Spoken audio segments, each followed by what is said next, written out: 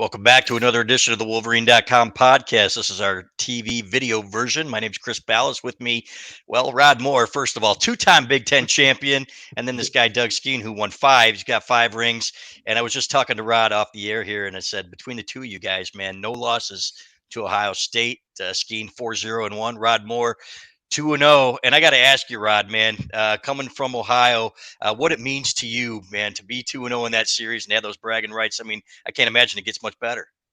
Man, it feels great, especially from being from there. Like you said, I have friends and family that are fans of Ohio State, and being able to rub it in their face feels good. But going from like my freshman year, Oh, is he frozen? He froze. Somebody in Ohio sabotaged us. Exactly. We'll get him back here. We'll get him back. And then going down there and beating them, it just felt great. Yeah. You froze up there for a second, Rod. But I know that Jim Hello? Harbaugh. Yep, you still there? You got us? What happened? We can hear you, Rod. Oh, Yep, we lost him. I'll be back in a second. He'll come back in a second. All right. Well, Skene, I guess I got to ask you some No, questions. you're just stuck with me now, Balas. Damn it. This thing was going so well. And I got to thank Doug Skene for actually hooking this up, man. He said, can we get Rod Moore on there? And I'm like, hell yeah, we can get Rod Moore on here. So, but an Ohio guy who played in the Ohio game, and I can't wait to talk to him when he comes back. So, but Skene, let's talk about the Big Ten championship before we get Rod back here. It almost felt anticlimactic, didn't it, after you play Ohio State? And I'm guessing the Rose Bowl wasn't quite the same because you had time and it was still the pageantry and everything else. But to come back and play a game like that, could you even imagine having to play Purdue, with all due respect, after playing Ohio State in that game like that? It goes back to a year ago, and Aiden talked about it with Chris, after the game that they won a year ago against Iowa. And we didn't have to do that, Balas. Our season ended with that huge game against Ohio State. And then you got to breathe this big sigh of relief as you made plans to go to California and go to the Rose Bowl and hopefully win that game. And maybe you were in or not in the national championship conversation. And that was it. These guys have to climb that ladder, get over the top of beating the Buckeyes, which is no easy thing to do. And then you got to re-gear all over again and go play this other game here. It's a different level of mental toughness that these young men have to deal with that we didn't have to deal with. And I know Aiden was giving his dad some grief a year ago about it, saying, "Oh, you guys didn't have to do this. This is much harder." There's a lot of truth to that, what these guys have to deal with. And now, the playoff is a different era, obviously, that we've been in, and it's going to get a lot more challenging when this thing gets expanded even more. So I commend these young men of having to deal with the challenges that they have to deal with and doing such a good job all along the way.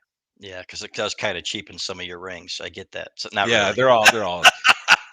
So, hey, 4-0-1 against Ohio State, and I remember the one being the greatest win in Ohio State history, according to their president at the time. And you're over there puking, you're like crying, you're like, Yeah. Will Ferrell in Old School after they lost the gymnastics meet or something like that. And I've lost my will to live. So anyway, let's talk a little bit about 13-game season, man. And here's the thing: back then, I think you played 11, and then your 12th was the bowl game, right? So by game 11, you're already struggling. And so can you even imagine 13 on the body and how much you have to be, mentally tough you have to be to get through that? Well, and the other thing about that era, Balas, that I think is different now, I know it's different now, is the physical nature of training camp at that time. The rosters were bigger. There were more scholarship guys on each roster across the country. There were 10 more, right? So I think we were 95 back in the day, 30 years ago, 95 guys on the roster. It allowed for far more physical practices, in the depth that Michigan had at the time. If you got beat up in practice, the next guy was going to step up and take your job in a lot of cases. So, spring football was a battle, just a physical battle, 15 actual bloodbaths every year. And then fall camp was the same thing. And then during the season, you and I have talked about this before. We used to look forward to Saturdays because it was physically easier than practices on Tuesday and Wednesday. They were so physically demanding. Full pads, 9-on-7, first line versus first line, offense, defense. one-on-one pass pro live and full pads, and then full team practices where you're running. Gosh, I don't know how many practice plays we had per hash. We would go right, left, center hash, up and down the field, time and time again. And it was fast paced, and it was a lot of beating throughout the course of the season. Now, I know coaches now have scaled a lot of that back. The NCAA has rules about how much live football you can practice nowadays. I think that helps these guys, but that does get offset by the lengthened season that they have now. And so it's I think it's six one way, half dozen another. The way you're looking at this, from what we went through and the era that I played in, and what these guys are dealing with now, I think mentally, the grind being as long as it is, these guys probably have more to deal with now, just because of the sheer length of the season as it extends into late November, December, and beyond now. So um, again, it's a big deal playing big time college sports, and it's not just Yeah. football, it's all of them. It's a huge Yeah. commitment. So hats off to all the young men and women that play these games. Yeah, I will say that it's a little more violent when you're playing football. And we got Rod Moore back. People probably Oh, thought that we teased him, and then we were getting all these super chats coming in and all this money that we're going to share with you, Rod Moore. You got something going on with some NIL stuff that we're going to share here in a minute. But we do have Rod Moore back with us, thankfully. And I know Jim Harbaugh, Rod, doesn't like to compare, man. He says I don't like to compare teams, and I don't like to compare this, don't like to compare that. I was at both Ohio State games that you played in. You played a substantial role in the first one, unbelievable game in the second one. Compare those to me, man. Does one stand out to the other? And no, there's something special, as Doug Skene always tells me about going into somebody else's house. Because I saw you running off the field, man. This is my house in so many words. I'm not going to say exactly what you said. And I got goosebumps, man. That had to be something pretty special. yeah, I would say my especially my freshman year, it was like the highlight of my life. But I can't even I don't even know if I could put one above the other because, like you said, going back home and going into somebody else's house and being able to do what we did to them, like it feels great. And then how we beat them the first time in what I think it was 10 years, Yeah. and how it felt when fans like stormed the field. Like me, I was used to see that in high school as a young kid on TV. Like, wow, that looks crazy. And then all right, next thing you know, I'm in the middle of it. Yeah. And so it was just like it was very crazy, but time that I'll In, never forget. in the snow, too, man. And afterwards, I Yeah. mean, what a celebration. So, do those people, those fans that you talk about, those family members, do they root for you? Do they still root for the Yeah, Buckeyes, they man? always root for me. Like That's the nice. comment I get from Yeah. everyone is I always root for you, but when we were playing Ohio State, I'm gonna Hmm. cheer for Ohio State, but I'm always rooting for you. And I'm just like, I Well, That's don't fair know how enough, right? I think that's fair enough, these Rod. past two yeah. years And you're we like, might you're right. All right, hold this L, right? yeah. So, we'll see you Thanksgiving. So, Skene, I want you guys to compare stories here, man, because I've heard Skene's horror stories about the fans down there, and I've had guys on the sidelines about what they're yelling at you when you're on the sidelines and stuff like that. How brutal is it compared to some of those other venues that you go to? Oh, it wasn't even that bad, honestly. Like I was Really? hearing a whole bunch of stories, Wow. and I'm ready. I'm like, I'm keeping my helmet on. We go in at halftime and everything, but it Yeah. wasn't even that bad. Especially when we came out, they were saying stuff from like the top, but it wasn't like they were Hmm. throwing stuff at us or anything. But Okay. I would probably say, where did we go? I think Nebraska was more hostile last Wow. year. It was yeah, Wow. Nebraska got crazy. It was louder too than Ohio State, and I was surprised that went Yeah. on. But Wow, that's things have changed, Balas. Rod, so Yeah. many, many years ago, 30 years ago when we were down there, the tunnel for the opposing team was much different than I think. You guys go up underneath the big the closed end of the horseshoe there. We used to mhm. walk right underneath like the front row, and there was always a line of beverages lined up there, open cups that just magically fell on our heads every time we Really? walked in that locker room. And Yeah. middle fingers all the way into the stadium, and some naked backsides on the way in on the bus, and it was the most raucous thing I've ever seen in my life. All Yeah. those Buckeye fans are hammered drunk, and Mhm, it was crazy down there. That was at that time it was the loudest stadium I'd ever been in, Yeah. and it was mhm. hostile, which I always felt like was the greatest place to go away and win a football game. Yeah. So it's interesting to hear you say that, but nonetheless, winning at Ohio Stadium to secure the East Championship and go on to win the Big Ten deal. That's a historic deal. And you're part of a team that's now done it twice in a row. Hasn't been done since my group was there. So congratulations on that. Thank Unbelievable job. thank you, thank you. Yeah, I I was going to say that he's much more likable guy than you, so maybe there was a reason that one of you guys got hit with a bunch of beers and the other one didn't. But Rod, we've heard from Jim Harbaugh about how much film you watch and how much time you put on the iPad, man, and you can tell because a couple of your past breakups and things like that, you always seem to be in position. So just talk about what goes into game planning like that, and when did you get started? Was that something you did in high school too when you were scouting things out, or did you just need to take it up another notch when you got to college? Yeah, it started in well, it kinda started in, middle school. My dad used to always make me watch myself, like, because Really? they recorded our games, so my dad always made me watch myself. And then when we got into high school, like, I just used to study, like, the older guys' game and try to compare it to mine, and I started learning how to watch film and diagnosing plays from other teams, and it just carried over into college. Like, when I first got here in the summer, I always was pressing to learn the playbook because I know that's the most important thing. Like, you have to know the playbook to be on the field. And when we got our iPads, I just kept watching it over and over again to make sure I didn't make any mistakes that I made the previous day, or that I could just know what I was doing. Because I don't want to be that guy that's going to be on, scout team. You come out in the in the jerseys, it's not your name on it, and I Yeah. just always want to be on the field and being able to compete with everybody. And that just started off from then, and I took it over and carried over to college, and I just keep doing it to this day. Yeah. How much did the Buckeyes recruit you? And was there a chip on your shoulder? Yeah, they didn't recruit me up until I would say almost. I think it was before signing day, closer towards signing day. They started Hmm. coming to the school, and they kept telling me that I would have to come to a camp for an offer, and I was just like, I don't need to come to a camp for an offer. You're either gonna offer me or not. Yeah. So it was kind of a chip on my shoulder that I was in their own backyard and they didn't look to recruit me. But like I've said before, I wouldn't have went there, but it would have just been like nice getting recruited by them. Yeah. So why Michigan? What was it? I mean, did that play into it? The fact that they showed you some disrespect there, or did you just select the program? Not at all. It was Hmm. just especially it was the best school out of all of my choices.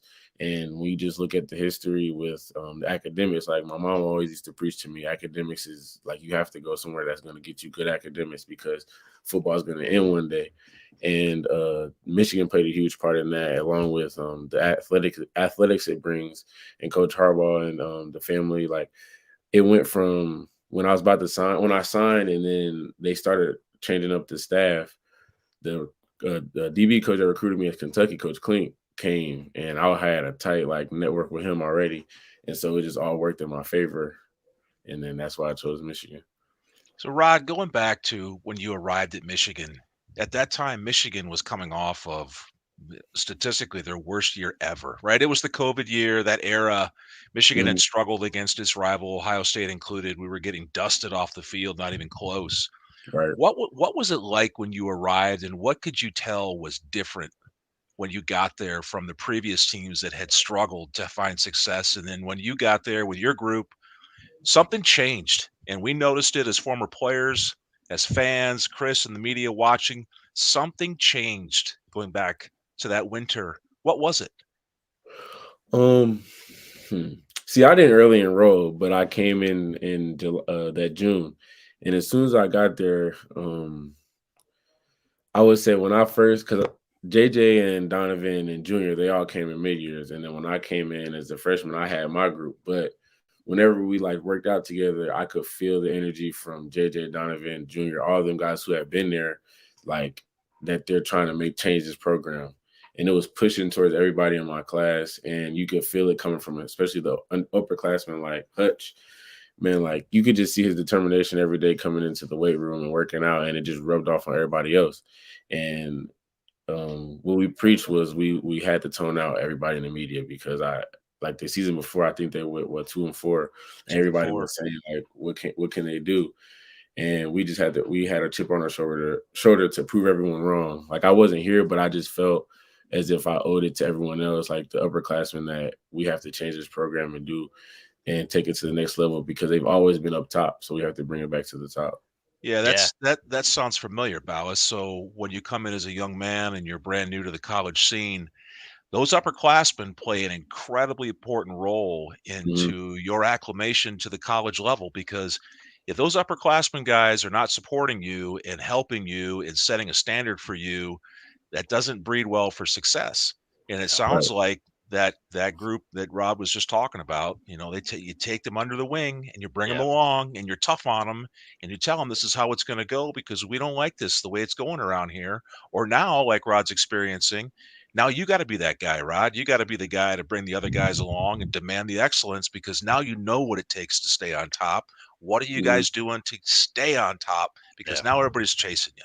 Yeah, and then Ronnie Bell, man, when we talked to him yesterday after the game, and he said, or before the selection show, and he was talking about the differences between 2020, and he said, man, we got a bunch of guys now that just love football, love to play football, and Mike Sainristil too, man.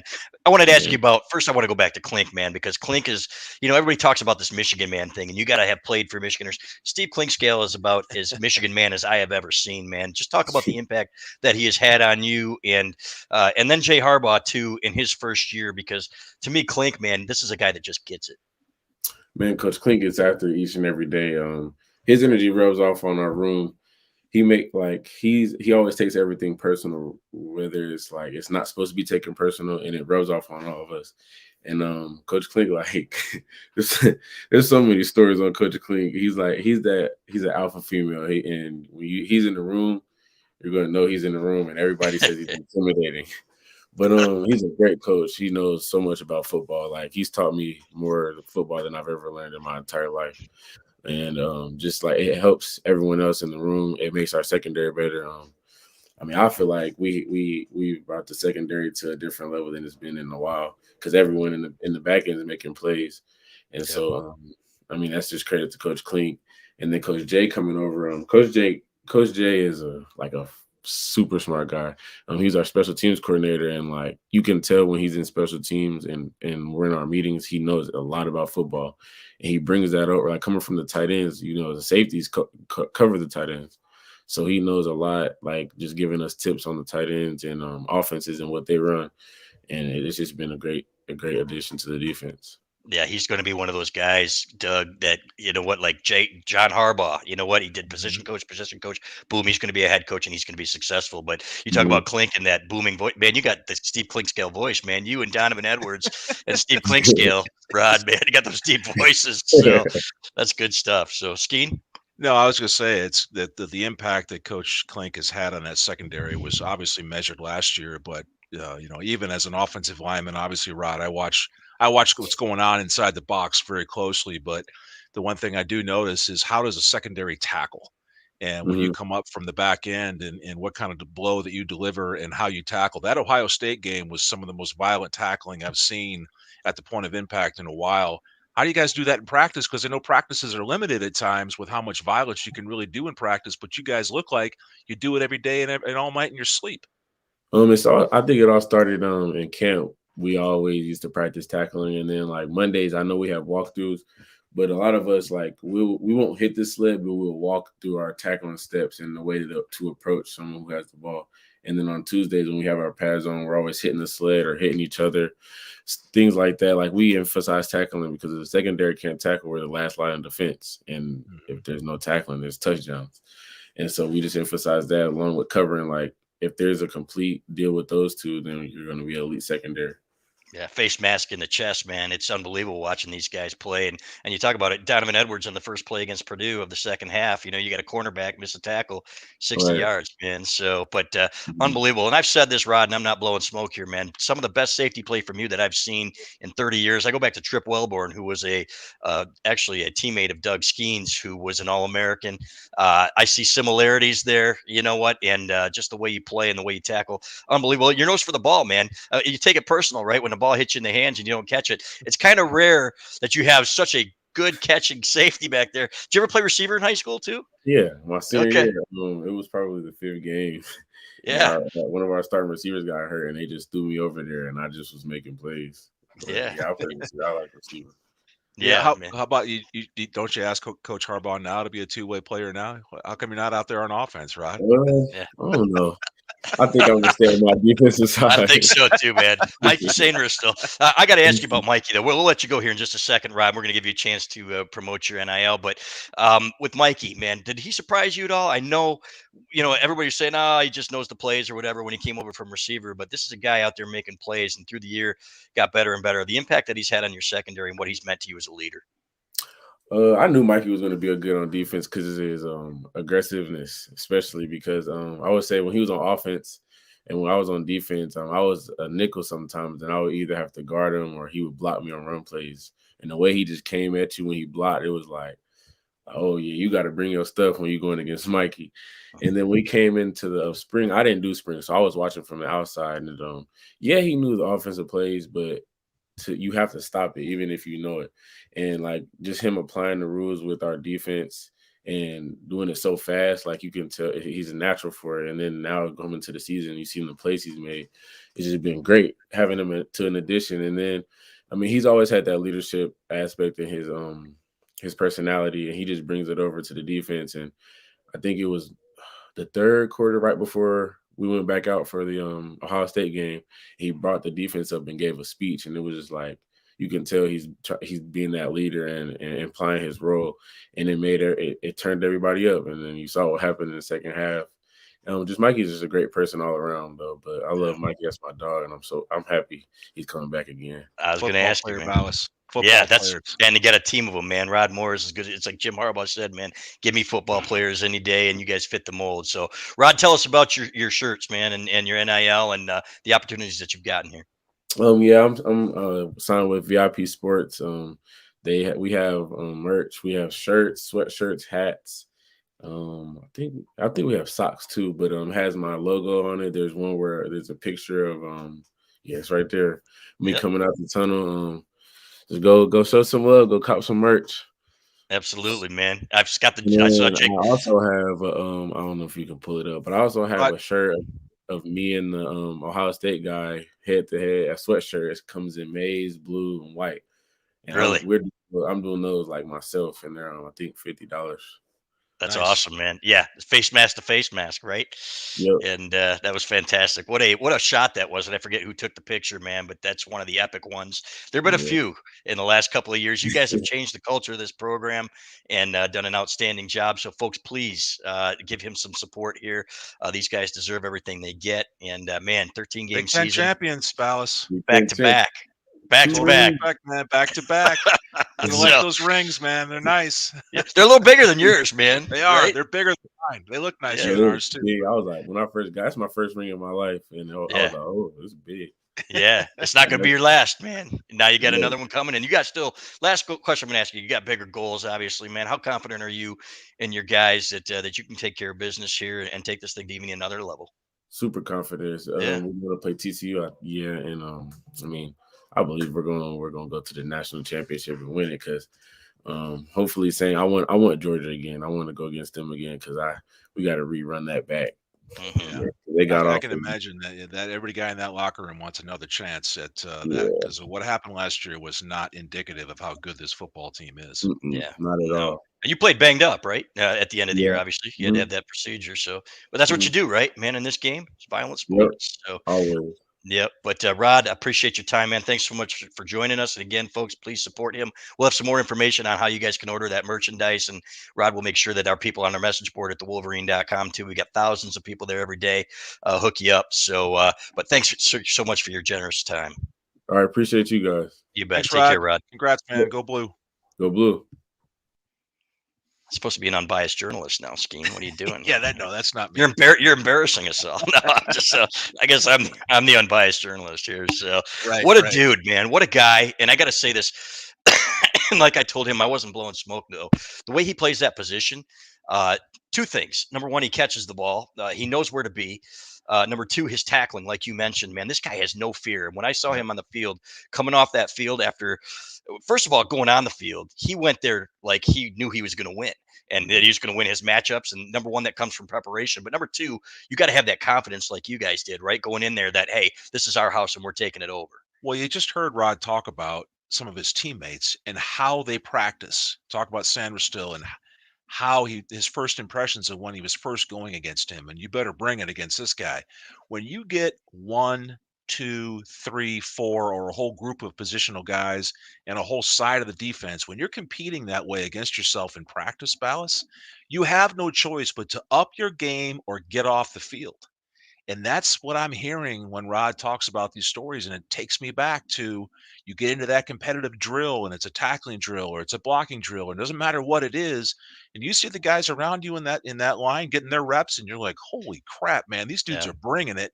You'd better bring it, or you're going to get left in the dust because the talent is rich around you. So that warms my heart to hear that, and that's one of the reasons you see these guys getting so much better over the course of last year. And then you mix in a coach like Coach Klink who Mm, gets it, who's got them in the right parts and in places, and he's bringing that energy with them, and they have no choice but to get better. And that's why you see the development of all of them come along.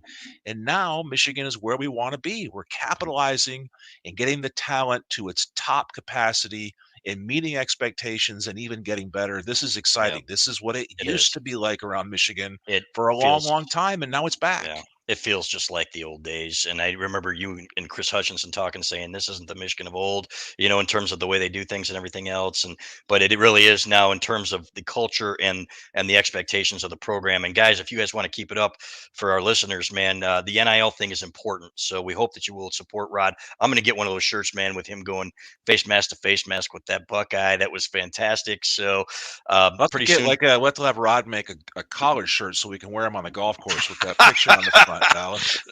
There you go, man. That was classic, but that was good looking stuff too, by the It way. I loved was, it. yeah. So, yep. All right, let's get to some questions here. Some super chats. Shane Johnson again, my man Shane Hutch. You got some stuff from Shane on here.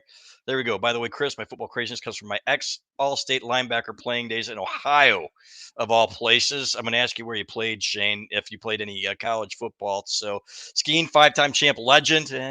Legend, I don't see.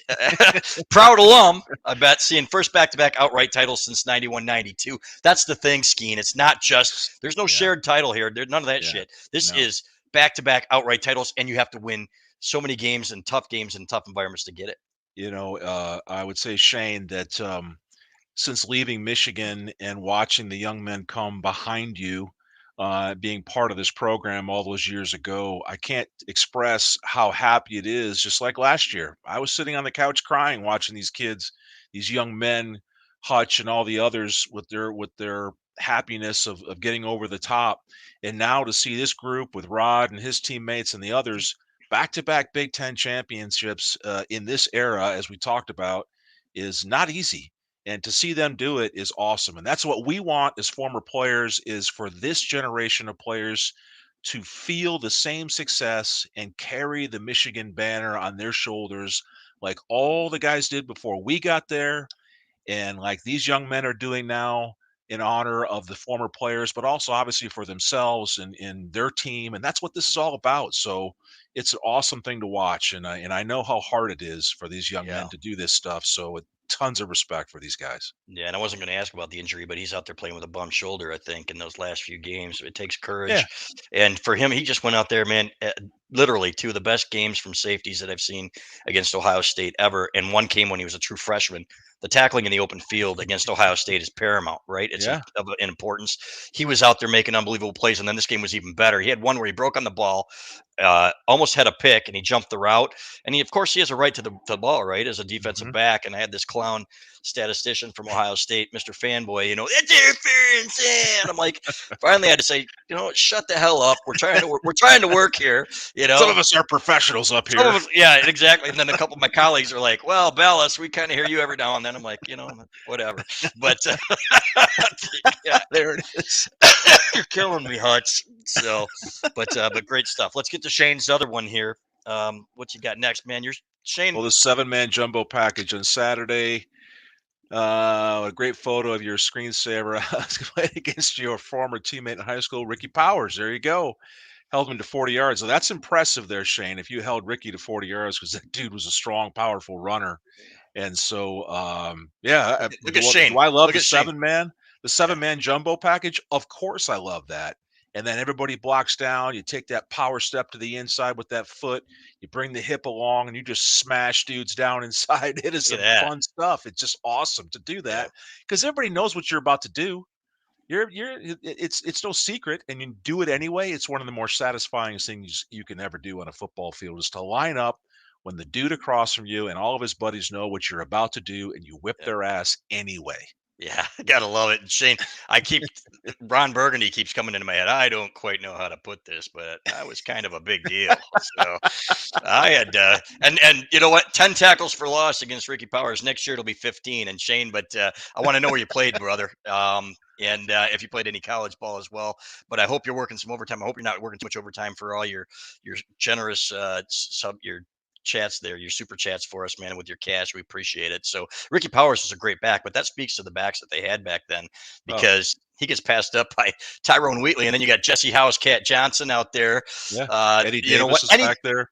Any three of those guys could have been a number one back on any team, and then Eddie Davis was a great little change of pace back. So, but you know what? It does help to have those big hogs in front of you, man. And you guys, I mean, run blocking. There's nothing better, right? That's part of the reason that you went to Michigan, knowing that you guys were going to be run blocking and blowing people Well, off the ball. absolutely, and that's what you see this team having so much success doing, and why we're comfortable in what we do. I mean, again, in the Big Ten title game, there, you didn't see any reinvention of the offense. You didn't see some heavy amount of zone blocking come in there, either mid, wide zone, doesn't matter. We lined up and do the same thing we do over and over. We gap and block you down, and we bring somebody from the backside or a tight end or both to smash the front side, and we're going to punch you right in the mouth. And now you got a back there who's going to make a guy miss, and he's off for 60 more yards. And so it is a combination that's difficult to beat. It's not impossible to beat, but we're going to beat on you and beat on you, and you're going to finally show a little crease or two, and then we're going to kill you later in the game. And that is what we're seeing out of this Michigan football team this year. And it is a recipe for success that obviously works. Yeah, it really does. And Jim Harbaugh got back to his roots to do it. So I want to talk a little bit about the Purdue game because, again, as John Borton, our senior editor, was sitting next to me, he said, "Man, it felt anticlimactic because you come from Columbus where it was just unbelievable, and then you get Purdue, and it's a change of pace." And I was a little interested to see how they would do against a Yeah. quarterback who, number one, what guts. His brother passes away that week, and you know what? Condolences to the family, and we sincerely mean that. And then to come out and play like he did, dropping dimes out there, what a courageous performance. I didn't think Michigan brought its A game. Again, they were banged up, but I will not discredit or take anything away from what Aiden O'Connell did in that game. Yeah. 366 yards passing. Will Johnson had a great two picks where he jumped a Oh couple boy. routes, but Yeah. man, they aren't anywhere near in that game if Aiden O'Connell doesn't have that kind of game that he did. Yeah, a gutsy team, obviously. Hmm. Scrappy team is probably a disrespectful term for them. They're better than that. They certainly brought it, and they were giving Michigan all kinds of problems there for the first 2.5 quarters of that game. And so that kid's just a football player, Balas. You just look at him. You can just, it doesn't matter what uniform they're wearing. You could look at a Yeah. player on the field making plays and go, that dude's a football player, no matter who he's playing for. And that kid's one of them, the wide receiver that was running around there making all the plays, catching those footballs there. It looked like one of his childhood buddies there. Those two guys grew up together. That's a pretty neat story. And so hats off to Purdue, but I do think that there was an element again, trying to put myself in the shoes of these young men that play for Yeah. Michigan now. You come off of that emotional victory down there at Ohio State, and you go to play in this Big Ten title game, and it's not that you're going to take it lightly. That's not the right terminology. It's a trophy game. You're playing for a title. You're playing for a ring, right, Rod? So those guys are going to get sized for another Big Ten title ring. It's a big deal no matter what. Um, but yeah, it feels like it kind of felt like, hey, let's get this out of the way. Let's take care of business here. Let's handle this team. But it doesn't come with the same emotional juice. You didn't see Michigan and Purdue guys ready to, square up and beat each other up. There's no chirpiness in there. That kind of extracurricular stuff was not prevalent like it is in a rivalry game. But when the Big Ten title's on the line, you got to bring it. Purdue obviously did and did their best. But Michigan just made a few more plays and pulled away later in the football game and made it look pretty easy. Yeah, and I do. Somebody put on there that there were too many missed tackles in that game, and I think part of that again is that hey, they were not. You know what? This was not their A game. This was not their A+ game, and I'm again not taking anything away from Purdue. They were good, but at the same time, this Michigan team, this was an anomaly. This was not the Michigan team that we'd seen tackling all year, and Purdue wanted it. Man, they played a great football game and well coached. Man, fun to watch. That fake flea flicker skiing That was worked. unbelievable. It Yeah, did work. that And Jeff worked. Braun, yep, who will probably be at Louisville. I don't know if what's next there with the Louisville opening. Talking to the Purdue folks, they said if that job opens up, he's gone. So which would be a shame. But you know what? I thought they came to play, and give them credit. They outgained Michigan, and you were never really comfortable in that game, thinking, okay, this thing's over, even when they got up. Yeah, because of the way Purdue was playing football, and that was Hmm. Purdue's long, and we knew the history, right? The spoiler makers and how they do against top 10, top 5 teams. They don't get intimidated, and they go out there and they play. And you can see, and you watch the way that their defense plays, where the ball carriers finish, shoulders down, heads forward, driving for every inch. It's just a sign of toughness for the whole football team. And Purdue obviously played that way, and that's why they had the success they had. They were the Big Ten West champions and had the shot at the title. Michigan had just a better day there at the end. That coach down there at Purdue has done a nice job. They've had some really good players, pumped some really good players up into the NFL, some really talented guys.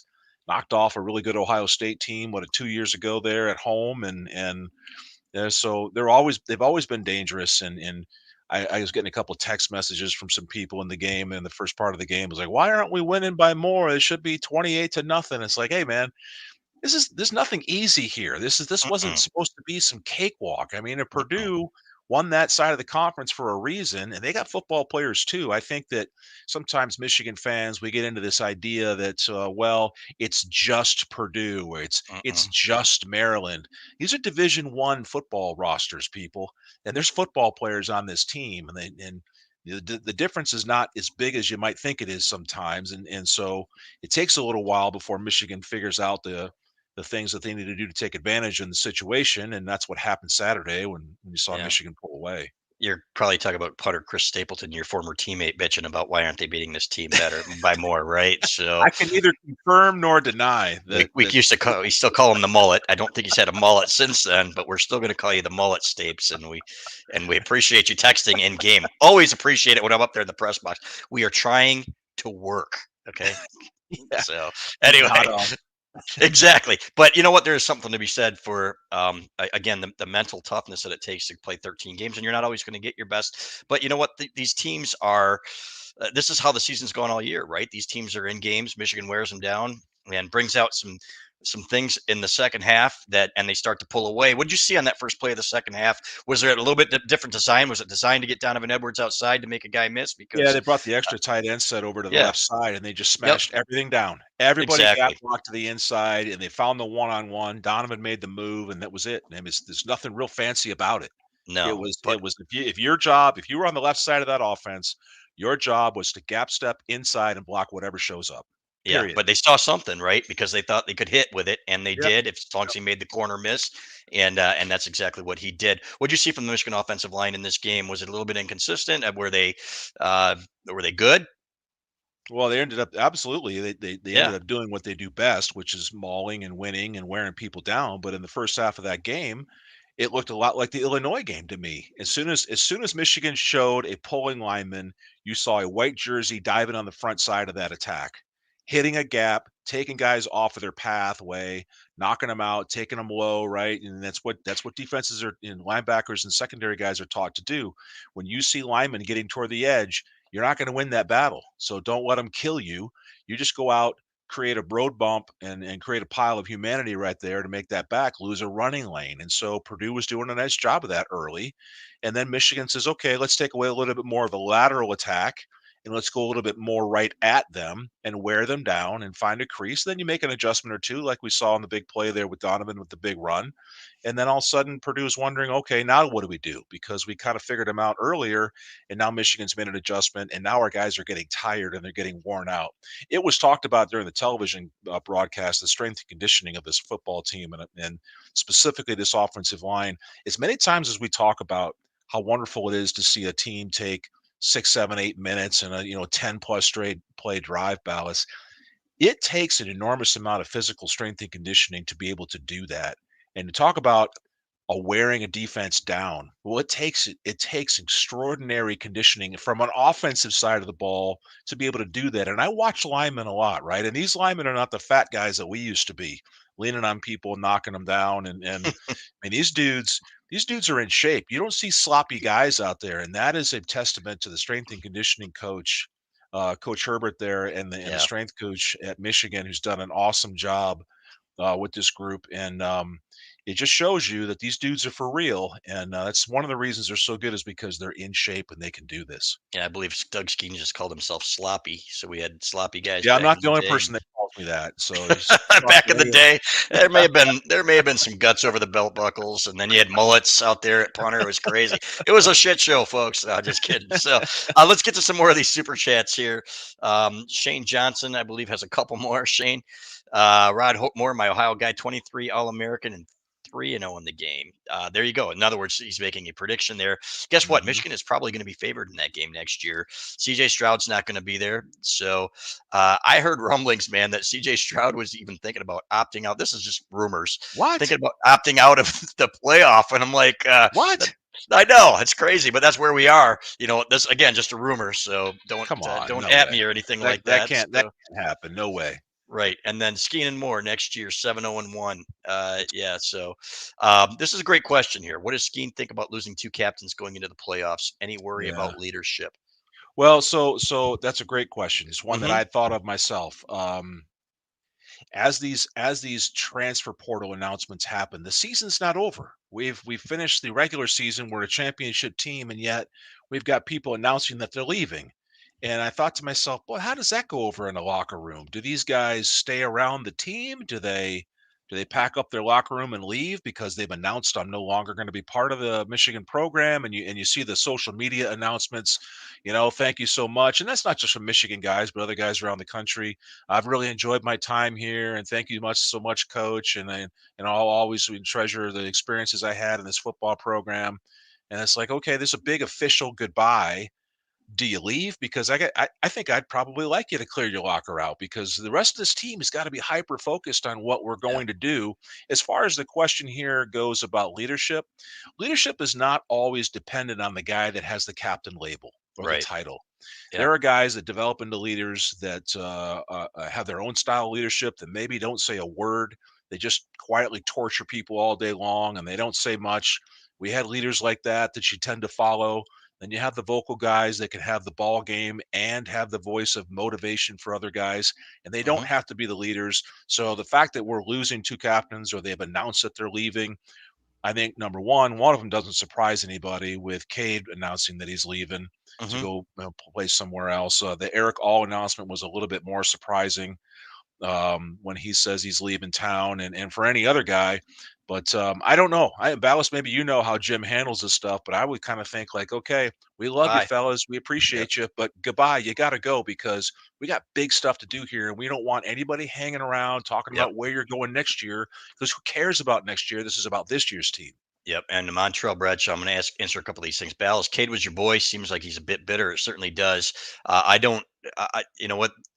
Two things. He wasn't my boy. He was the captain or the quarterback of the Michigan football team that led a Big Ten championship for the first time since 2004. So I always gave him his props, and I didn't think he deserved all the crap that he got from a segment of this fan base that went over the top. It was ridiculous. It was the same thing they did to John Navarre back in 2003. And guess what? Those guys were the last two outright Big Ten championship quarterbacks. So to me, yeah, I don't think he's handled it well at all. And it's disappointing. He checked out, and this is a captain of your football team. Maybe he had his reasons. Maybe he'll say them someday. But when you have guys going back, and I don't care how long ago it was, like Tom Brady, who sat there for 3 years, waited his turn, had to split time. You know what? There are ways that you act as a captain and things that you do and things that you don't do. And one of them is, okay, all of a sudden I'm bailing on my team and I'm going to be rooting for Iowa now, and I'm an Iowa Hawkeye before the end of the season. Is disappointing to me. I agree with that 100%, Montrell. So that's And that unfortunate. goes back to what we all talk about the Michigan man thing, and Yeah. the spirit behind Schembechler's comments all those years ago Hmm. was not that we need you to be maize and blue out of the womb before you even get to Ann Arbor. Mm-mm. No, we need you to be all in for your team until you leave here, and then be Right. a Michigan supporter. It's what you're doing for Michigan. And Right. if you're announcing that you're going to go coach basketball on the West Coast like Coach Fisher did all those years ago, then go. Yep. Go and leave. We don't need you anymore. We need people Yep. that are here for Michigan. Yep. And just like now, with all due respect to these young men that are making decisions that are far more detailed than I have any idea of, great. We wish you the best. Pack up your stuff and leave, and we wish you the best. Goodbye. This Yep. team's got bigger things to do. Yep. And by the way, now my boy Montrell is JJ McCarthy as the leader of this football team. If I weren't an unbiased journalist, or if I that's what I meant. So, blank name says you don't even have to ask Ben Herbert what he does for a living. You can guess just by looking at him. No question. We Yeah. approached him in France when we went overseas, and we were thinking about interviewing him. And we're like, "Does anybody want to ask for an interview?" And I'm like, "This is a scary dude, man." And we're in a foreign country, so we don't know what the rules laws are. If he decides, All strength coaches are a little yeah, crazy, Balas. They're Mike all a Kittleson. little, yeah, they sit around wondering, Yep. how can I torture other people to make them tougher? Yeah. But you know what? These guys in the fourth quarter, you see it just like you did when Gittleson coached you guys as the strength coach. They are winning fourth quarters for a reason. So, Mhm. we got a question here. What approach do you expect Coach Minner, this is Jeffrey Degner, to take towards TCU's quarterback and his running ability? 5-6 man pressure, containment approach. That kid's fearless in both running and throwing. I agree, and this is a challenge the likes of which Michigan has not really seen this year, and a guy that is so good at throwing the ball and catching and running the ball as well. Well, Jeffrey, I would say that part of that approach is when he does run the ball. We talked about with Rod earlier about how you come up and you tackle. You got to tackle with violence. You got to make that guy wonder if he wants to run as much as he may think he does. And so when he puts the ball down to take off, there's got to be some violence that comes here. It is still football, and it doesn't matter. It's the quarterback running. You got to make yourself known back there. And then the other part of it is, yeah, you got to keep him contained. You can't give him free spaces. And there's ways to do that in a defense to make him funnel him in, keep him in front of a fence, kind of like some of the opponents back in the day with Denard, right? He was such a threat with his feet to run the football around. And defense is just built a fence, right? You build that pocket in front of him, keep him in front. You kind of close that thing in and give him no room, and you make sure you form tackle with violence. Yeah, Shub Fim. I did not say Cade was rooting for Iowa. I mean, he got his Iowa stuff up on the site once he committed there, and now he's rooting for them. So, let's see. I don't see anything else. Frater Fisher, you got to talk about basketball. We'll get to basketball here, guys, in a little bit, but it's all football right now It's because I got to football. tell you, this is special, fellas. It is rare, right, to have this kind of a 2 year, and it's only going to get better next year. We are in this era now where when I was in school and you were there, and I lived vicariously through Doug Skene and winning my five Big Ten championship rings. I got him out of a gumball machine. But Doug has the real deal. But you went in the next year knowing that you were going to be good and expecting to win the Big Ten. Next year, Michigan should be the favorite, shouldn't they, Doug? With all these, and especially looking at the guys returning. This is the expectation. This is what happens with the evolution of a football program going from a contender to a champion, and then you repeat as champion. Now the expectation is built. You know the amount of work it takes in the off season. You know the amount of dedication it takes, the discipline, and all those other things, and the camaraderie it takes, the support. We talked about that with Rod Moore earlier. Upperclassmen helping the younger guys along, being supportive and encouraging, and yet tough on each other in the practice field.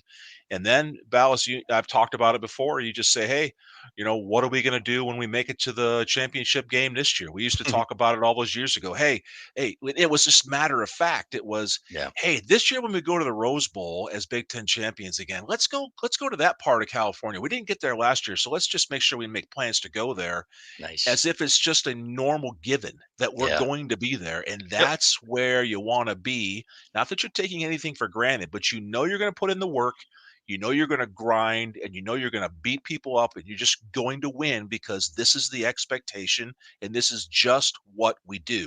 And yeah. that's where we found this Michigan football team. This is the lessons that we're learning, that we're seeing live in front of us, is building of championship expectations and staying on top and being the king dog in the Big Ten.